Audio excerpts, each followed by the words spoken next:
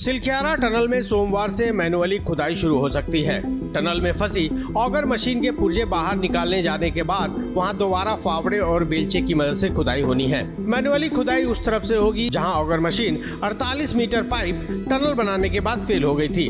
उत्तरकाशी की सिलक्यारा टनल में फंसे मजदूरों को रेस्क्यू कराए जाने को लेकर इंतजार अब लंबा होता जा रहा है। टनल में फंसे मजदूरों और उनके परिवारों का इंतजार जल्द खत्म होता नहीं दिख रहा। लगातार मजदूरों के रेस्क्यू की तारीख फेल होने के बाद अब प्रशासन या रेस्क्यू में लगी एजेंसियां साफ तौर पर कुछ नहीं बोल रही हैं। हालांकि ये कहा जा रहा है कि सभी कुछ प्लान के मुताबिक चला तो रेस्क्यू टीम मंगलवार को मजदूरों तक पहुंच सकती है। विशेषज्ञों का कहना है कि करीब 10 मीटर मैनुअली खुदाई में 25 से 30 घंटे और लग सकते हैं। पाइप में फंसे ऑगर मशीन की ब्लेड और शाफ्ट काटने का काम अभी भी जारी है। पाइप के अंदर 800 mm का है, तो आगे जाकर के स्टकअप हो गया तो निकल नहीं पाया।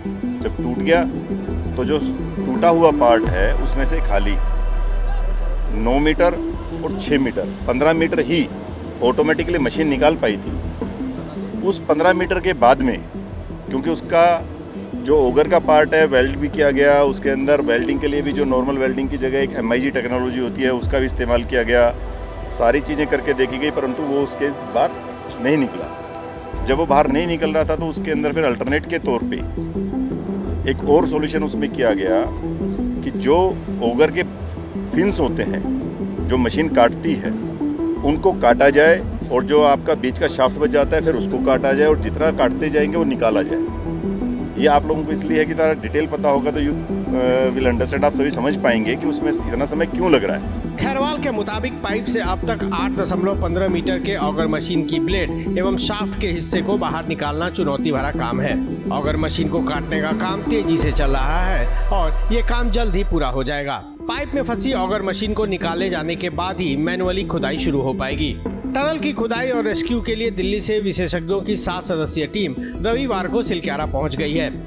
इस टीम के 2 सदस्य 800 मीटर के पाइप में जाएंगे और वहां मैनुअली खुदाई करेंगे। आप लोग को ये भी पता है कि शुरुआत से हमने ये प्लान रखा हुआ है कि ऑप्शन 2, 3, 4 सब हम रखें। साइमल्टेनियसली हमारी जो भी ऑर्गेनाइजेशंस हैं देश में जिनके पास ये एक्सपर्टीज़ है, जिनकी जिस फील्ड में एक्सपर्टीज़ है उनको हमने यहाँ बुलाया।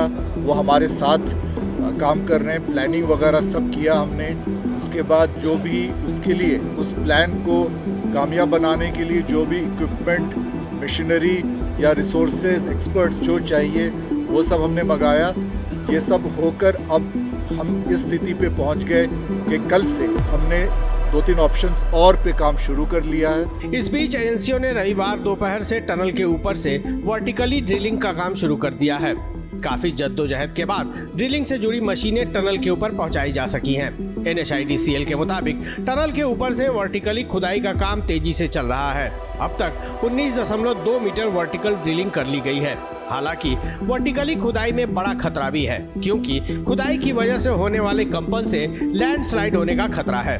NHIDCL का कहना है कि वर्टिकल खुदाई का काम तेजी से तो चल रहा है लेकिन उसमें खास एहतियात भी बरतनी पड़ रही है। रेस्क्यू में लगी एजेंसियां काम के साथ साथ भगवान पर भी आश्रित हैं। जब जब उन्हें लगता है कि बस अब मजदूरों तक पहुंच गए तब तब कोई न कोई बड़ी बाधा सामने आ खड़ी होती है।